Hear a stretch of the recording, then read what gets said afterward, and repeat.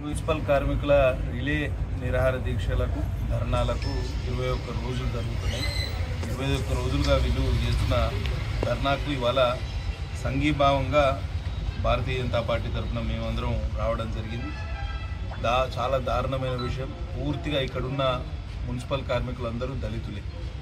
దళితుల కోసం బడ్జెట్లో ఇంత కేటాయించడం అంత కేటాయించడం అని చెప్పి కనీసం ఇక్కడున్న 191 మంది ఎవరైతే కాంట్రాక్ట్ వర్కర్స్ ఉన్నారో వాళ్ళకు జీతాలు కానివ్వండి, ఈఎస్ఐ కానివ్వండి, పిఎఫ్ కానివ్వండి 2019 నుంచి చెల్లించట్లేదు.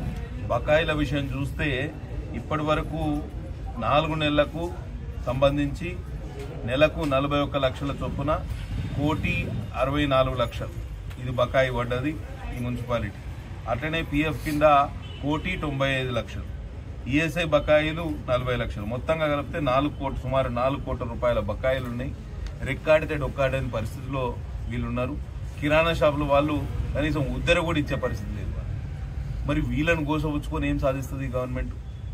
కాబట్టి నేను ఇప్పుడే అడిషనల్ సిడిఎంఏ గారికి, తర్వాత సిడిఎంఏ గౌతమ్ గారికి, ఐఏఎస్ గారికి, వారికి కూడా ఫోన్ చేసి విషయం తెలియజెప్పడం జరిగింది. అడిషనల్ కలెక్టర్ లోకల్ బాడీస్ గారికి కూడా విషయం తెలియజెప్పడం జరిగింది.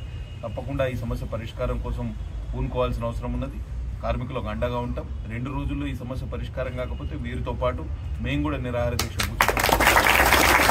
తప్పకుండా వీరి సాధక బాధకాల్లో పాలు పంచుకుంటాం. చాలా దారుణం. కాకినాడ పట్టణం ఇప్పటికే చెత్తతోటి నిండిపోయింది. 21 రోజులుగా ఎక్కడ శానిటేషన్ వర్క్స్ జరుగుతలేవు.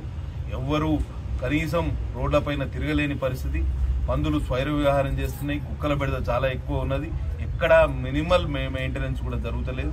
తప్పకుండా వీళ్ళకు అండగా ఉండాల్సిన ప్రభుత్వ అధికారులు.